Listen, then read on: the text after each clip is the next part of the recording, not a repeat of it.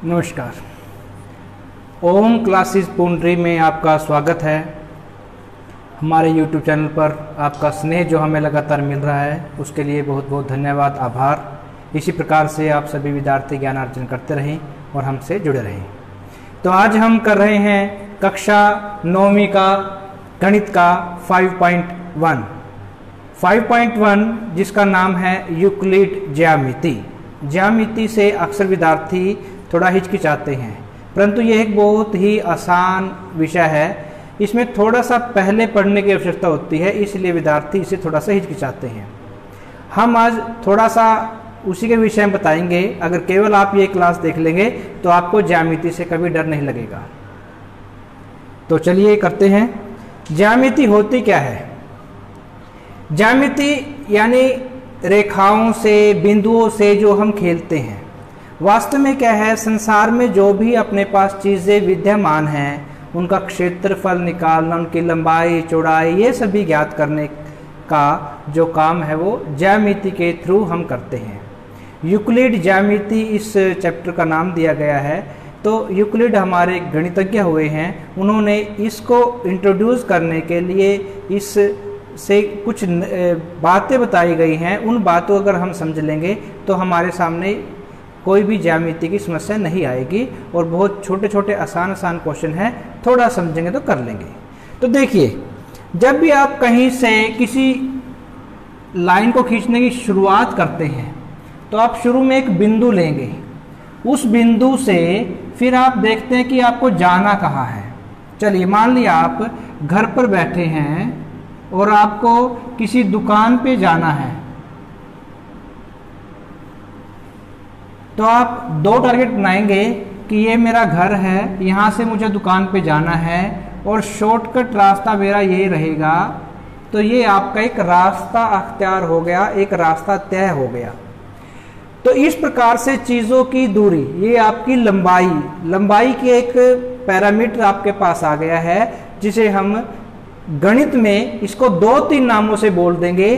अब इसे हम रेखा नाम से अक्सर जानते हैं आप लोग, लेकिन केवल रेखा ही नहीं है, आपके पास किरण भी है और किरण के अलावा आपके पास रेखा खंड भी है। तो देखिए होता क्या है, रेखा, किरण, रेखा खंड, इन सबसे आने से पहले एक होता है अपने पास बिंदु, जहां से आपको दूरी तय करनी है या फिर जहां पर आपको जाना है। सबसे पहले एक बिंदु अर्थात पॉइंट होगा, एक बिंदु या फिर इंग्लिश में बोल लेंगे पॉइंट, जिसकी न तो लंबाई होती है और न ही चौड़ाई होती है। एक ऐसी आकृति जिसकी न तो लंबाई हो और न ही चौड़ाई हो उसे हम बिंदु कहते हैं, लेकिन वो एक निश्चित जगह को दर्शाता है, निश्चित पॉइंट को दर्शाता है, उसीलिए उसका नाम बिंदु है। लंबाई चौड़ाई कुछ नहीं होगी। तो घर से दुकान तक जाने का जो हमारा रास्ता अख्तियार किया हमने, अगर वो शॉर्टकट मेथड है, सीधा सीधा रास्ता है, तो उसे हम रेखा खंड के लेके जाते हैं, क्योंकि घर से और दुकान तक इन दोनों के बीच का जो रास्ता है इसे हम कहेंगे, इसे अगर बिंदु ए माने, इसे अगर बिंदु बी मानेंगे तो इसे हम ए बी रेखा खंड कहेंगे। ऊपर मैंने एक लाइन लगा दी है। लेकिन जब आप एक टॉर्च को जगाते हो, आपके हाथ में एक टॉर्च है और आपने उसको बटन के माध्यम से जगाया, तो आप क्या देखते हो, उसका प्रकाश लगातार चल रहा है। या फिर आपने देखा होगा रात में आप मीलों दूर बैठे हुए दूर पर जग रहे बल्ब को देख सकते हैं। इसका मतलब क्या है, वहां से आप तक प्रकाश आ रहा है। और उदाहरण, सूर्य चमचमाता है और आप तक उसका प्रकाश आ रहा होता है, कहीं भी उसका प्रकाश नहीं रुकता। बीच में कोई पहाड़ी आ गई तो उसकी छाया में पूरा प्रकाश नहीं आता, लेकिन फिर भी किरणें दाएं बाएं से घूम करके वहां आ जाती हैं। इसी प्रकार से एक ऐसी आकृति, एक ऐसी सीधी रेखा में गमन करने वाली आकृति, ये तीनों आकृति जो है सीधी रेखा में गमन करने वाली हैं। इसके अलावा टेढ़ी रेखा गमन करने की भी हम बात करेंगे। सबसे पहले बिंदु हो गया, जिसकी न लंबाई है न चौड़ाई है, वो सभी रेखाओं में गमन करेगा। बिंदु यहाँ यहाँ यहाँ, ये सब तरीके से हो सकता है। बिंदु की आकृति बिंदु केवल शॉर्टेस्ट डिस्टेंस है, ना लंबाई है ना चौड़ाई है। लेकिन जब रेखाखंड, किरण और रेखा की बात करते हैं, वो छोटे से छोटी दूरी होगी दो बिंदुओं के बीच की। दो बिंदुओं के बीच की छोटी से छोटी दूरी को रेखाखंड कहते हैं, जिसके दोनों अंतिम सिरे हों, दोनों अंतिम बिंदु हों। तो ये हो गया आपका रेखाखंड। लेकिन जब किरण की बात करते हैं, जिस प्रकार बैटरी हम जगाते हैं, एक अंतिम सिरा आपके पास है लेकिन दूसरा अंतिम सिरा कोई नहीं है। बल्ब हम जगाते हैं, बल्ब का एक जगह जहां से प्रकाश पुंज निकल रहा है वो अंतिम सिरा आपके पास है, लेकिन दूसरा अंतिम सिरा आपके बाहर आंगन तक भी प्रकाश जा रहा है, वो उसको आप देख नहीं पा रहे, वो अनंत तक जाता रहेगा। तो ये होगी किरण। तो क्या होगा, अगर आपका एक बिंदु ए से शुरू होकर प्रकाश और आगे ये चलता रहेगा, बीच में बेशक बी सी डी कितने बिंदु आ जाएं, तो इसे हम कहेंगे किरण। बिंदु ए से ये अंतिम सिरा और इस तरफ तीर का निशान, अर्थात दूसरा सिरा जो है वो लगातार आगे की ओर बढ़ रहा है। फिर हो जाती है रेखा। रेखा क्या होती है, जैसे आपने पूर्णांक के बारे में पढ़ा था, 0, -1, -2, प्लस का 1, प्लस का 2, अर्थात ये संख्या रेखा है। ये वहाँ हमने एक शब्द यूज किया, संख्या रेखा, यानी वो चलती रहेगी। कभी -1 आएगा, -2, -3, -4 ये चलता रहेगा आगे की तरफ, 0, 1, 2, 3, 4 वो भी चलता रहेगा। यानी दोनों ओर उसकी जो लंबाई है वो बढ़ती रहेगी, कहीं पर भी इसका अंत नहीं होगा। अगर इसे आप ए और बी के बीच कहें तो इसे आप इस प्रकार लिखेंगे, ए बी दोनों तरफ तीर का निशान। जो ये तीर का निशान है ये दर्शाता है कि वो अंत नहीं होगा, वो अनंत की ओर जाएगी, लेफ्ट साइड में भी और राइट साइड में। किरण केवल राइट साइड में अनंत की ओर जाएगी, एक इसका अंतिम सिरा होगा। और लेफ्ट राइट डिपेंड करता है सिचुएशन के ऊपर, लेकिन केवल एक अंतिम सिरा होगा, दूसरा अंतिम सिरा नहीं होगा। रेखाखंड में दोनों अंतिम सिरे होते हैं, उनके बीच में रेखाखंड होता है। अब बढ़ाने की अगर बात कही जाए, इसको हम आगे पीछे बढ़ा सकते हैं, इसके लिए क्वेश्चन भी हम करेंगे। लेकिन रेखाखंड क्या है, दो सिरों के बीच में होती है। तो आपने रेखा बिंदु पढ़ा है। बिंदु क्या है, वह आकृति जिसकी न लंबाई है और न चौड़ाई है, वो केवल एक जगह को निर्देशित करता है, प्रकट करता है, वो होगा आपका बिंदु। रेखा जिसके अंतिम दो बिंदुओं के बीच की दूरी रेखाखंड कहलाती है। लेकिन वही रेखाखंड रेखा बन जाता है जब उसके दोनों सिरे अनंत तक बढ़ जाएंगे, तो उसे हम रेखा कहेंगे। आगे बात करते हैं पृष्ठ। पृष्ठ क्या होता है, देखिए जब आप एक बोर्ड पे लिखते हैं तो इसमें कुछ लंबाई है और कुछ चौड़ाई है, कुछ लंबाई होगी और कुछ चौड़ाई होगी, जिस पर केवल हम सीधी रेखाएं खींच सकते हैं, इस प्रकार से या इस प्रकार से या कैसे भी। जिस पर हम केवल लंबाई या चौड़ाई के कारण सीधी रेखाएं खींच सकते हैं उसे हम पृष्ठ कहेंगे। जैसे हमारा बोर्ड हो गया, बेंच हो गया, कॉपी हो गई, ये हमारा एक पृष्ठ है। उसके बाद किनारे। अब आप देखते हो, मान लिया चौक का डिब्बा है, चौक के डिब्बे की अब ये 3 डायमेंशनल आकृति आ गई, इसमें लंबाई भी हो गई, ये मान लिया है आपका लंबाई के लिए, ये चौड़ाई के लिए और ये ऊंचाई के लिए, 3 बातें आ गई। इसी चीज़ को अगर आप इस प्रकार से दर्शाना चाहें कि ये इसका बैक साइड ले लो आप, पीछे वाला सिरा, यहाँ से लंबाई, यहाँ से अगर चौड़ाई लेंगे, इसकी चौड़ाई पे बनाएंगे अभी, लंबाई, चौड़ाई और ये ऊंचाई, ये पीछे का सिरा है। जो आपको दिख रहा है वो सिरा यहाँ बनेगा, उसकी कुछ लंबाई होगी, कुछ चौड़ाई होगी और कुछ ऊंचाई होगी। ये लंबाई, ये लंबाई, लंबाई, लंबाई और ये लंबाई। दूसरा चौड़ाई, ये भी चौड़ाई, यहाँ भी चौड़ाई और ये भी चौड़ाई। ऊंचाई के केस में ये वाला पोर्शन ऊंचाई हो गया, ये वाला पोर्शन ऊंचाई होगा, ये चारों ऊंचाई को दर्शाएंगे। तो इसमें जो किनारे हैं ये इसके किनारे बन जाते हैं, एक किनारा, दो किनारा, 3, 4, 5, 6, 7, 8, ये इसके 8 किनारे बन गए। अगर आप आयत लोगे, आयत, वर्ग, जो हम छोटी कक्षाओं में पढ़ते रहे हैं, तो ये भी इसके किनारे हैं। जहां पर भी दो रेखा या रेखाखंड एक दूसरे को प्रतिच्छेदित करते हैं, काटते हैं, तो एक किनारे को वो दर्शाते हैं। ये है किनारा। उसके बाद है समतल पृष्ठ। समतल पृष्ठ, तल अगर समतल है, समतल होने का मतलब क्या, उसमें केवल सीधी रेखाएं ही हम खींचेंगे तो हमारा होगा वो समतल पृष्ठ। जैसे कि वर्ग हो गया, वर्ग में क्या होगा, लंबाई चौड़ाई बराबर होंगी। आयत हो गया, आयत में दोनों लंबाइयां बराबर और दोनों चौड़ाई बराबर। तो इसमें भी कॉर्नर होंगे, कोने होंगे, जिसे हम किनारे कहते हैं। तो ये तो छोटी छोटी बातें आपको समझने की थी, जो कि आपको जरूरत पड़ेगी इस एक्सरसाइज को समझने में। अब इसके अलावा इस प्रश्नावली में कुछ थ्योरम्स हैं, जिसे हम अभिकर्म कह देते हैं। वो मुश्किल नहीं है, घबराने की जरूरत नहीं है। पहली बात क्या है, दो भिन्न बिंदुओं से एक अद्वितीय रेखा खींच सकते हैं। दो भिन्न बिंदु लीजिए, आप घर से चले ए बिंदु, दूसरा कहाँ पहुँच गए, दुकान पर बिंदु बी, इनको मिला करके आप कितनी रेखाएं खींच सकते हैं, देखते हैं, कोशिश करते हैं। इन दोनों को मिला दो भाई, एक रेखा हो गई, और इनको मिलाने का प्रयास करेंगे।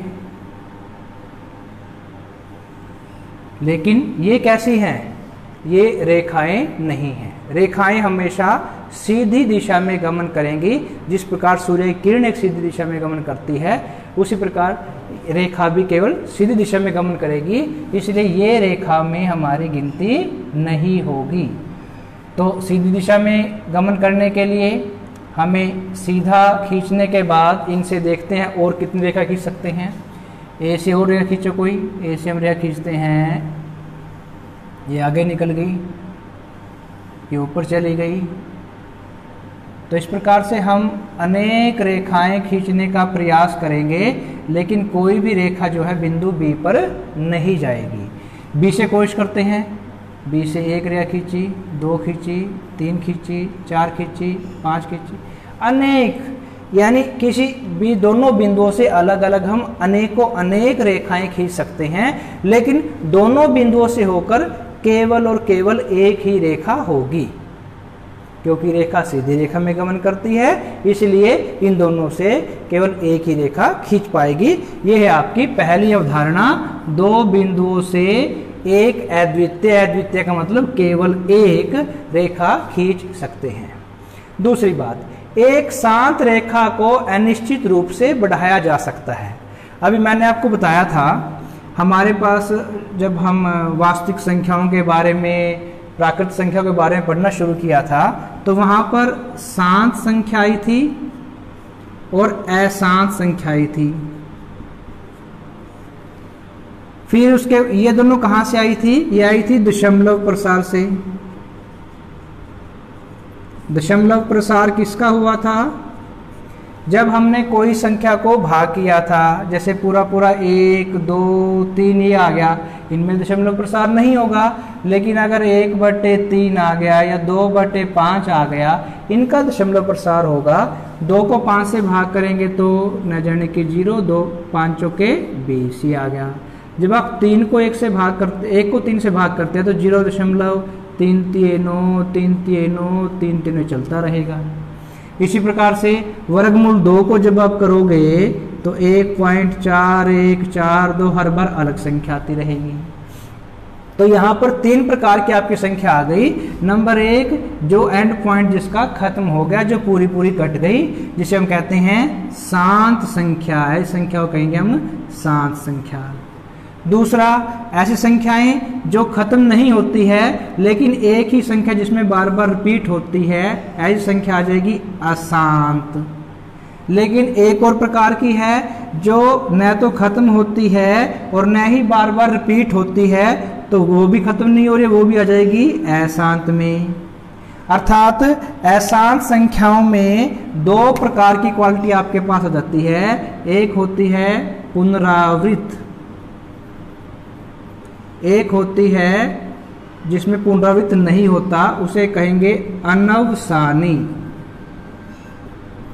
इन दोनों का मैंने वर्ण ठीक प्रकार से वहां कर दिया था अध्याय फर्स्ट में, वहां से आप वीडियो में देख सकते हैं। आज हम बात करते हैं शांत संख्याओं के बारे में। शांत जो रेखा है उसे आप अनिश्चित रूप से बढ़ाया जा सकता है, ये शब्द इसने कहा है। शांत का मतलब क्या है? टर्मिनेटिंग, यानी जिसका एंड पॉइंट होगा, दोनों अंतिम सिरे होंगे, ए और बी के बीच में कोई एक शांत संख्या होगी।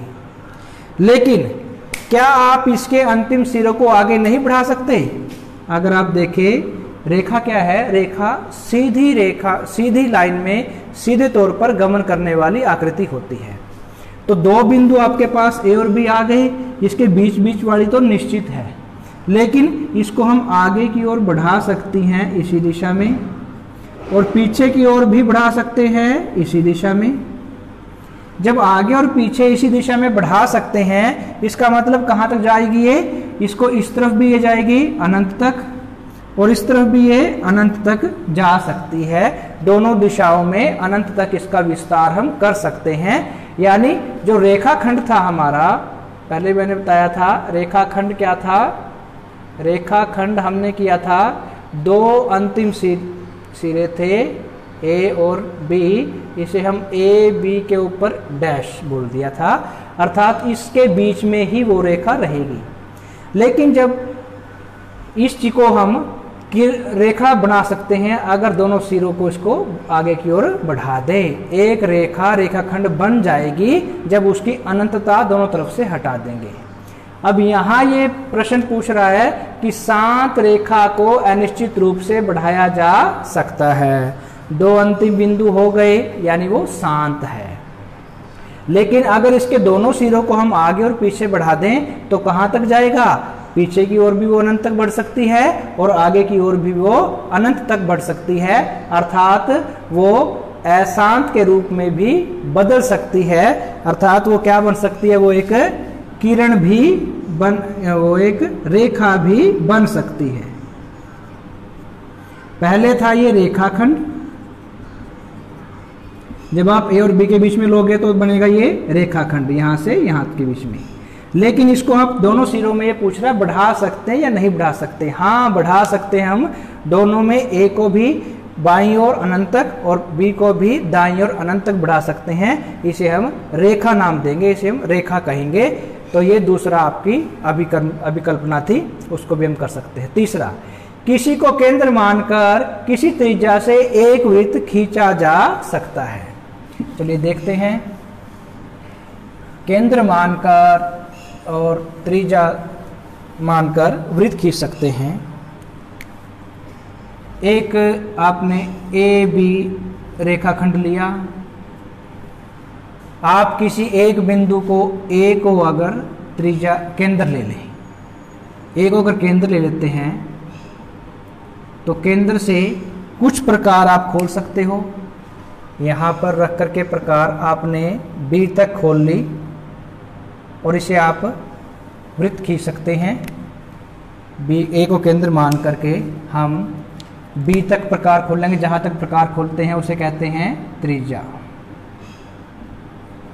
यहाँ तक प्रकार खोल करके अब आप वृत्त की रचना कर सकते हैं। जो बिंदु केंद्र में होगा उसे कहते हैं हम केंद्र। किसी को केंद्र मानकर किसी त्रिज्या से एक वृत्त खींचा जा सकता है, ये हमने आपको खींच के बता दिया। केंद्र ओ लेंगे, ए बी एक रेखाखंड लेंगे, एक बिंदु केंद्र मान करके दूसरे बिंदु तो प्रकार खोल करके आप प्रकार घुमाएंगे तो एक वृत्त की आपके रचना हो जाएगी। जो बिंदु सबसे अंदर है जहां पर प्रकार रखी थी उसे हम केंद्र कहेंगे और उससे लेकर के परिधि तक की दूरी को हम त्रिज्या कहेंगे। नेक्स्ट को है आपके पास सभी समकोण एक दूसरे के बराबर होते हैं। समकोण का मतलब क्या है? समकोण, सम मैंने समान, होते हैं जो कोण। अब देखिए एक बिंदु से आपने, ये बन गया पूरा कोण 360 डिग्री का, पूरा कोण होता है 360 डिग्री। इसको बांट लो आप भागों में, एक सीधी रेखा इसको इस तरफ ले गए, एक सीधी रेखा ऊपर से नीचे ले आए, तो ये 4 भाग हो गए। यानी 360 को आपने 4 भाग में तोड़ दिया, 4 में 36, 90। यानी 90 का ये होगा, 90 ये, 90 यहाँ और 90 यहाँ पर।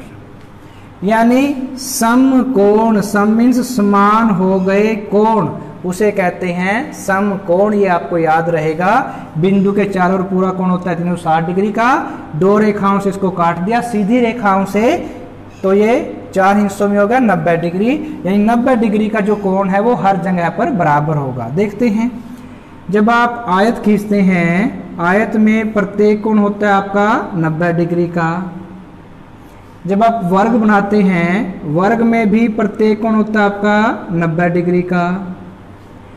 जब चौक का डिब्बा आप लेते हैं, चौक के डिब्बे में भी प्रत्येक कोण होता है आपका 90 डिग्री का।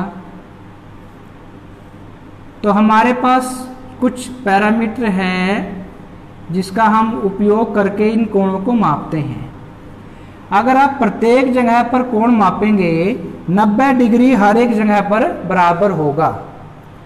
जो ये डिग्री मापने का इकाई है, जो क्या होता है, जब 2 रेखाएं या 2 किरण एक दूसरे किसी बिंदु पे काटती हैं तो वो कोई ना कोई कोण बनाती हैं, कोई ना कोई एक गोलाई में एक आकृति यहाँ पर बनाती है।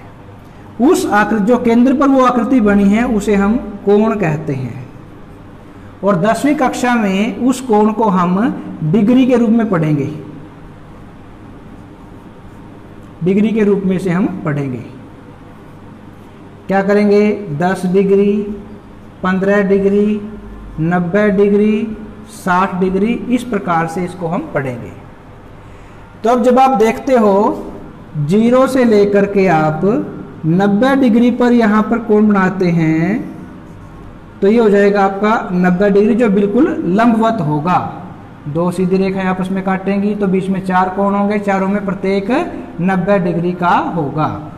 तो यहाँ पर जो 90 डिग्री का कोण है, ये भी एक दूसरे के लंबवत है, यहाँ भी लंबवत है, यहाँ भी लंबवत है, हर एक आकृति में ये लंबवत होगा। यही बात हमें अभी कल्पना बतानी है कि समकोण जो है 90 डिग्री का कोण है, एक दूसरे के हमेशा बराबर होगा। इसी प्रकार से केवल समकोण ही नहीं, अगर आप 60 डिग्री का कोण लेंगे तो 60 डिग्री का कोण भी सभी जगह पर बराबर होगा, 30 डिग्री का कोण भी सभी जगह पर बराबर होगा। नेक्स्ट क्वेश्चन बात क्या है, ये केवल याद रखनी है आपने। बुक के लास्ट में आपको समरी में दिया हुआ है, सारांश में दिया हुआ है, वहाँ से आपने नोट करके केवल दिमाग में रखनी है, इसका टेस्ट नहीं आएगा। यदि सीधी रेखाएं 2 सीधी रेखाओं पर गिरकर एक दूसरे को 2 अंतः कोणों में इस प्रकार विभाजित करती है कि एक दिशा में कोण 90 डिग्री से कम है, तो वे दोनों रेखाएं एक दूसरे को किसी बिंदु पर प्रतिच्छेदित करेंगी। और किस बिंदु पे करेंगी? जिस ओर 90 डिग्री से कम कोण है। देखिए 2 सीधी रेखाएं हैं, एक एक्स वाई मान लिया, दूसरी रेखा एल एम मान लिया। इन्हें 2 रेखाएं प्रतिच्छेद करती हैं, एन और पी क्यू और टी एस। 2 रेखाएं एक दूसरे को प्रतिच्छेदित करेंगी। इन 2 रेखाओं को ये 2 रेखाएं प्रतिच्छेदित कर रही हैं। और जिस ओर अंतः कोण यानी अंदर के कोण इनके, ये देखिए ये 2 कोण बन गए अंदर की ओर। अगर ये दोनों कोण 90 डिग्री से कम हैं, इसे 1 कोण मान लो, इसे 2 कोण मान लो। कोण 1 भी छोटा है 90 डिग्री से। 90 डिग्री का कोण कब होगा? जब सीधी रेखा आपस में काटते तो ये कोण 90 डिग्री का होगा। अब ये देखो ये सीधा नहीं है, छोटा उससे, और कोण 2 भी जो है वो भी क्या है 90 डिग्री से छोटा है, ये भी छोटा है 90 से। जिस तरफ बंद मुंह होता है वो छोटा होता है, जिस तरफ खुला मुंह होता है वो बड़ा है। 90 बड़ा है और 2 छोटा है। दोनों ये 1 और 2 जो है 90 से कम है, अर्थात जिस और 90, अगर ऊपर की ओर देखो यहाँ पर कोण 3 जो है वो बड़ा है 90 से। ये कोण 4 अगर लो आप, ये भी बड़ा होगा 90 से। इसने यही कहा है इस अभिकल्पना में कि जिस ओर अंतः कोण 90 डिग्री से कम है उस दिशा में ये दोनों रेखाएं कहीं न कहीं जाकर एक दूसरे को प्रतिच्छेदित करती हैं। देखते हैं भाई, ये आगे बढ़ी सीधी रेखा, ये आगे बढ़ी, तो इसने यहाँ पर एक बिंदु पर इन दोनों ने एक दूसरे को प्रतिच्छेदित किया है, काटा है। तो ये थी आपकी अभिकल्पना नंबर 6। तो ये इसमें 5 अभिकल्पना है और 5 ही हमने कर ली है। मेरे ख्याल से इसमें कोई मुश्किल वाली बात नहीं है। ये बात आपने केवल ध्यान रखनी है, याद करने की जरूरत नहीं है। बार बार रिवाइज करेंगे तो आपके ध्यान में ये नियम आ जाएंगे। ये नियम है एक प्रकार से, जिस प्रकार क्वेश्चंस को करने के लिए हमारे पास सूत्र होते हैं, फॉर्मूले होते हैं, उसी प्रकार से इन थ्योरम्स को करने के लिए इन अभिकल्पनाओं को समझना जरूरी होता है। तो पहला एक उदाहरण है जो अक्सर पेपर में आता है। ये कहा है कि एक आपको संख्या रेखा दे रखी है A, B और C। प्रश्न ये है कि आप ये दर्शाइए कि AB जमा BC बराबर है AC के। ये आपको दर्शाना है। तो देखो अभी हम क्या करते हैं, A से कुछ दूरी मापना शुरू करते हैं। अगर आप A बिंदु से जब आप C की ओर जाते हैं, A से C की ओर जाते हैं, तो क्या होता है, A से रास्ते में बिंदु B आएगा, फिर B से आगे C आएगा, तो दूरियां मापेंगे तो AB जमा BC, जो कि हमारा क्या है लेफ्ट हैंड साइड है। बड़ा ही आसान तरीका है। जब आप A से B की ओर जाएंगे, B से C की ओर जाएंगे, 2 पार्टों में डिस्ट्रीब्यूट हो गया, A से B तक और B से C तक। इकट्ठा करेंगे तो ये आपका लेफ्ट हैंड साइड AB जमा BC प्राप्त हो जाता है। इसमें कोई विशेष आपको करने की जरूरत नहीं है। क्वेश्चन नंबर 2, रेखाखंड पर समबाहु त्रिभुज की रचना करना। एक रेखाखंड लिया आपने, इसको मान लिया आपने AB रेखाखंड ले लेते हैं। एक बिंदु P ले लिया, P से कुछ प्रकार खोलेंगे, P से कुछ प्रकार खोलेंगे और चाप घुमा देंगे। P से आपने क्याऊ तक प्रकार खोली थी और ये चाप घुमा दी।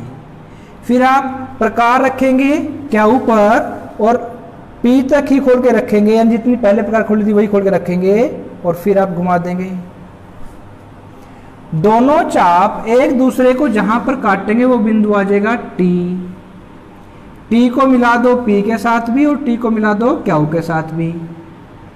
अतः ये एक समबाहु त्रिभुज आपको प्राप्त हो जाएगी जिसमें P, क्याऊ और T तीनों की लंबाई जो है वो बराबर है। रचना इसी प्रकार से करनी है। AB रेखाखंड लो, AB पर बिंदु P लो, P से क्याऊ तक प्रकार खोलकर एक चाप लगाओ, फिर बिंदु क्याऊ से P तक प्रकार खोल के चाप लगाओ। दोनों चापे बिंदु T पर एक दूसरे को प्रतिच्छेदित करती हैं। बिंदु T से P को, बिंदु T से क्याऊ को मिलाओ, अतः समबाहु त्रिभुज P क्याऊ T प्राप्त है। ये आपका प्रश्न है। अभी करते हैं इसकी एक्सरसाइज। बहुत आसान प्रश्नावली है, केवल इन छोटी छोटी बातों का आपने ध्यान रखना है। और जो भी ये क्वेश्चंस आपने करने हैं सभी आपने पेंसिल और फूटे का उपयोग करने हैं, तभी आप अच्छे प्रकार से सुंदरता से इनको कर पाओगे और सुंदरता से करने से ही आपको चीज़ें अच्छे समझ में आ पाएंगी। तो चलिए क्वेश्चन करते हैं 5.1 प्रश्नावली 5.1 और क्वेश्चन है हमारे पास, पहला क्वेश्चन है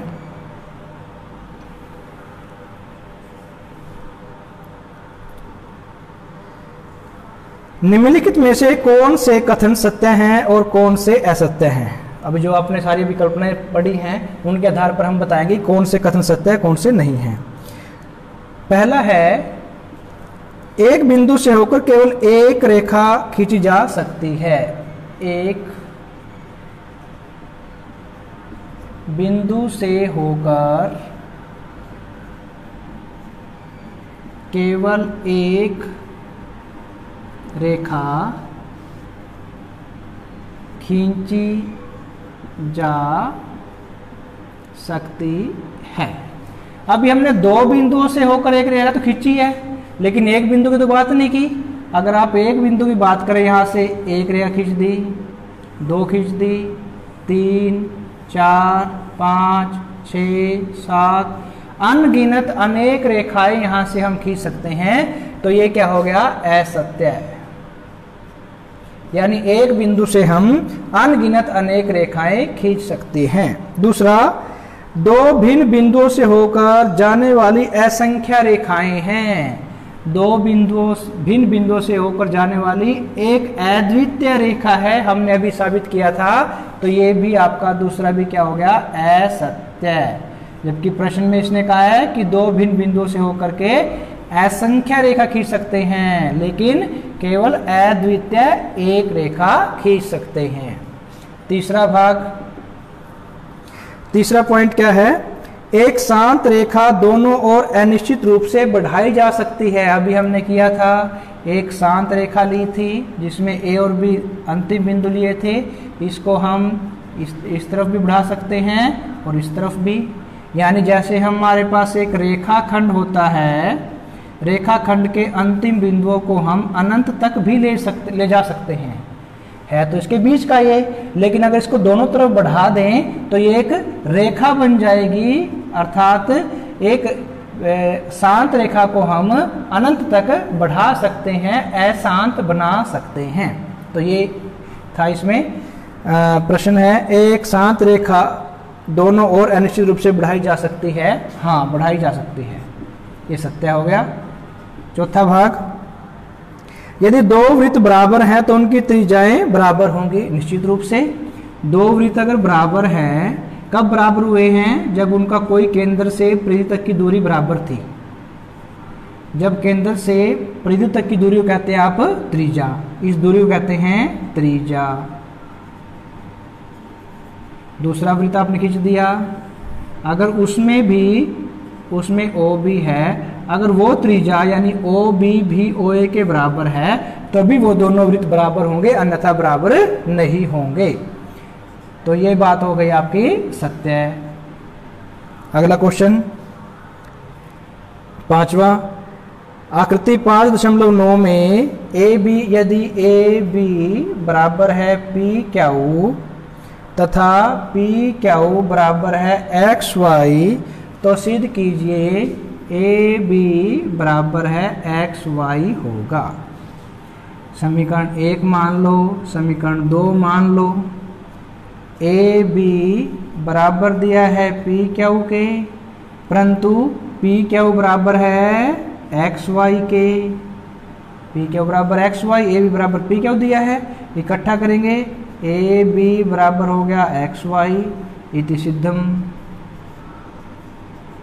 ये हमारी बात सिद्ध हो गई। बहुत ही आसान है, थोड़ा सा ये इसकी बातें याद करने के लायक हैं, बाकी कोई भी इसमें दिक्कत नहीं है, बहुत आसानी से ये याद हो जाती है सारी बातें, बहुत आसानी से क्वेश्चन सॉल्व होते हैं। आगे ये था आपका 5.1 का पहला क्वेश्चन। दूसरा क्वेश्चन देखते हैं। निम्नलिखित पदों में से प्रत्येक की परिभाषा दीजिए। क्या इनके लिए कुछ ऐसे पद हैं जिन्हें परिभाषित करने की आवश्यकता है? पहला है समांतर रेखाएं। समांतर रेखाएं, दो रेखाएं एक दूसरे के समांतर कही जाएंगी यदि वे प्रत्येक बिंदु पर एक दूसरे से समान दूरी रखती हैं। दो रेखाएं पी क्यू और एल एम समांतर कही जाएंगे यदि प्रत्येक बिंदु पे उनकी दूरी बराबर है। जैसे कि आपके कॉपी की जो लाइनें हैं, रेलगाड़ी की पटड़ी है, रेल की पटड़ी या कॉपी की लाइनें, वो सभी समांतर हैं। परिभाषा क्या हो गई? समांतर अर्थात समान है अंतर। जब दो रेखाओं में प्रत्येक बिंदु पर एक दूसरे से अंतर बराबर हो तो उसे हम समांतर रेखा कहते हैं। ये परिभाषा आपने लिखनी है। दूसरा क्वेश्चन इसी का, लंब रेखाएं। लंब रेखाएं, लंब का मतलब होता है 90 डिग्री का कोण बनाना। जब दो रेखाएं एक दूसरे के साथ 90 डिग्री का कोण बनाती हैं तो उन्हें हम लंबवत रेखाएं या फिर लंब रेखाएं कहेंगे। ये एल रेखा, ये एम रेखा, एल लंबवत, ये निशान है लंबवत का, एल लंबवत एम कही जाएगी यदि एल और एम के बीच का कोण है, जो इसे मान लो बिंदु O, एल ओ एम, ये कोण अगर 90 डिग्री का है तो उसे हम लंबवत रेखा कहेंगे। परिभाषा बनेगी लंब रेखाएं। दो रेखाएं लंब रेखाएं कही जाएंगी यदि वे परस्पर 90 डिग्री का कोण बनाती हैं, तो ये हो जाएगा लंब रेखाएं। तीसरा भाग, परिभाषा तीसरी क्या है? रेखाखंड। मैंने बताया था आपको रेखाखंड दो बिंदुओं के बीच की न्यूनतम दूरी को, दो बिंदुओं के बीच की न्यूनतम अर्थात छोटी से छोटी दूरी को रेखाखंड कहेंगे। और इससे आगे ये बिंदु नहीं जाएंगे, इनके बीच में ही रहेंगे। जैसे घर से दुकान, दुकान से घर, आगे पीछे नहीं जाना है। दो बिंदुओं के बीच की न्यूनतम दूरी को रेखाखंड कहेंगे। चौथा भाग, त्रिज्या। वृत्त की त्रिज्या है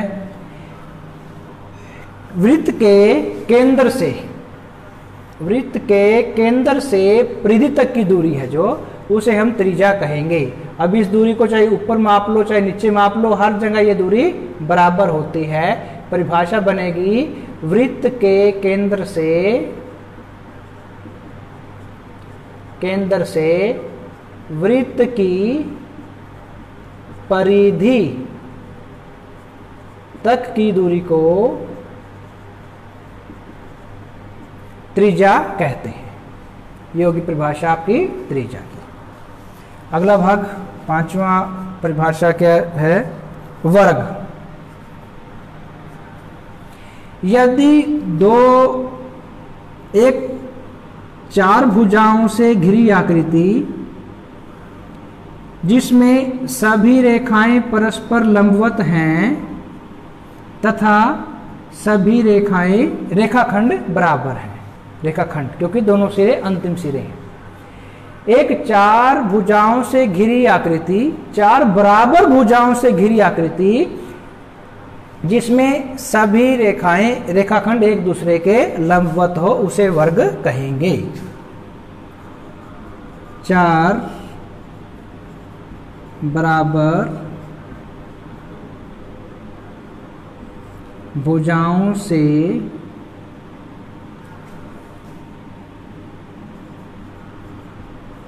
परस्पर लंबवत रेखाखंडों की आकृति को वर्ग कहते हैं। ये वर्ग की परिभाषा होगी आपकी। इसी प्रकार से क्वेश्चन नंबर 3 दिया है, नीचे दी हुई दो अभिधारणाओं पर विचार कीजिए। दो भिन्न बिंदु ए और बी दिए रहने पर एक तीसरा बिंदु सी ऐसा विद्यमान है जो ए और बी को बीच में स्थित होता है। ए और बी के बीच में एक बिंदु सी आ गया तो क्या होगा? ए बी बराबर है ए से सी प्लस सी से बी। अब ये बीच में कहाँ है, यानी इसके इस तरफ और इस तरफ वाली दूरी बराबर है, यानी ए से सी की जो दूरी है उतनी दूरी सी से लेकर के बी के बीच में है, अर्थात ए सी बराबर है सी बी। तो ए बी बराबर है ए सी, ऐसे ऐसे कैसे, लेकिन ए सी बराबर किसके है, सी बी के, तो सी बी वाली जगह पर हम ए सी रख देते हैं, जमा ए सी, ये हो जाएगा 2 बार ए सी, यानी क्या हो गया, ए बी बराबर है 2 गुना ए सी, अर्थात ए सी हो जाएगा ए बी बटे 2। तो ये भी हम कर सकते हैं। यहाँ कम से कम ऐसे 3 बिंदु विद्यमान है जो एक रेखा में स्थित नहीं है। नहीं, ऐसा नहीं है, क्योंकि तीनों बिंदु एक ही रेखा में हैं, इसलिए कोई भी ऐसा बिंदु नहीं होता जो 3 बिंदु जो एक ही रेखा में हों। 3 अगर बिंदु हैं, यदि वो एक ही रेखा में है तो सीधी रेखा आएगी, अन्यथा वो किसी रेखा को, सीधी रेखा को नहीं दर्शाएंगे। क्वेश्चन नंबर 4, यदि 2 बिंदु ए और बी के बीच की दूरी बीच एक बिंदु सी इस प्रकार स्थित है कि ए सी बराबर है बी सी, तो सिद्ध कीजिए, हमें साध्य है हमारा जो सिद्ध करना है, ए सी बराबर है 1/2 ए बी। आकृति खींचकर स्पष्ट भी करना है। ए बी, ए सी बराबर है 1/2 ए बी। ए बी के बीच में एक बिंदु सी है कि ए सी बराबर है बी सी के,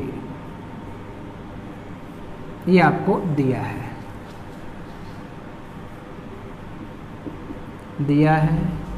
ये आपने सिद्ध करना है, ये है साध्य। तो प्रमाण हम करते हैं, ए बी बराबर है ए सी जमा सी बी, दोनों दूरियां मिला ली। अब ए सी बराबर किसके है, बी सी के है, यानी बी सी बराबर है, बी सी की जगह पर हम ए सी रख सकते हैं। बी सी की जगह पर रख दिया हमने ए सी, ये हो गया 2 बार ए सी। इस तरफ आपके पास ए बी है, 2 से भाग करेंगे, ए सी बराबर है 1/2 ए बी इति सिद्धम। ये बात हमारी सिद्ध हो जाती है। प्रश्न नंबर 4 ये हो गया आपका। प्रश्न नंबर 5, ऐसे ये मध्य बिंदु के बारे में कहा गया है, इसकी जरूरत नहीं है। प्रश्न नंबर 6, 5.10 ए सी बराबर है बी डी, ए सी बराबर है बी डी, और तो सिद्ध कीजिए ए बी बराबर है सी डी। ये आपको एक रेखा दे रखी है जिसमें A B C D, A B C और डी, ये आपके अंतिम सिरे दे रखे हैं। ये रेखा खंड है आपके पास, रेखा नहीं है। सिद्ध करना है ए बी बराबर है सी डी और ए सी बराबर बी डी दे रखा है, ए सी बराबर बी डी। चलिए देखते हैं। ए सी बराबर है, ए से सी तक का मतलब क्या है, ए बी यहाँ तक प्लस बी सी, ए से लेकर सी तक कर दिया, ए बी जमा बी सी। अब आपके पास जो ऊपर आया था ए सी का मान है बी डी के बराबर, ए सी का मान है बी डी के बराबर। अगर आप ए सी की जगह पर बी डी रख लेते हैं, अब बी डी चेक करो, बी डी कितना है, बी सी जमा सी डी, ये क्या आपके पास बी सी जमा सी डी। आपको दिया था ए सी बराबर है बी डी, ए सी बराबर है बी डी। पहले हमने ए सी निकाला, ए बी जमा बी सी, फिर हमने बी डी निकाला, बी से डी तक, बी सी जमा सी डी। इसे समीकरण 1 मान लो, समीकरण या चलिए इसमें रखते हैं। इसमें ए सी का मान रखो, यहाँ पर ए सी का मान रख दिया आपने, ए बी जमा बी सी बराबर बी डी का मान रख देंगे सी डी जमा बी सी। बी सी दोनों तरफ बराबर है, दोनों तरफ बी सी घटाने पर ये दोनों आपस में कट जाएंगे, क्योंकि दोनों जमा के हैं, बराबर में तो जाए कट जाएगा, तो बचेगा क्या, ए बी बराबर है सी डी। यही तो हमें सिद्ध करना था, इति सिद्धम। बहुत आसान प्रश्न है। तो ये थे आपका एक्सरसाइज 5.1। बहुत आसान प्रश्नावली है, केवल आपने इन अभिधारणाओं को थोड़ा ध्यान रखना है। अभिधारणा को 2-3 बार रिवाइज करेंगे तो आपको अच्छे से याद हो जाएगा। पाठ्यक्रम के सारांश में भी इन बातों को दिया गया है, वो याद रखोगे, आसानी से आपका सारा चैप्टर हो जाएगा। धन्यवाद हमें वॉचिंग करने के लिए। इसी प्रकार से देखते रहिए, करते रहिए, सुनते रहिए। Thanks for watching.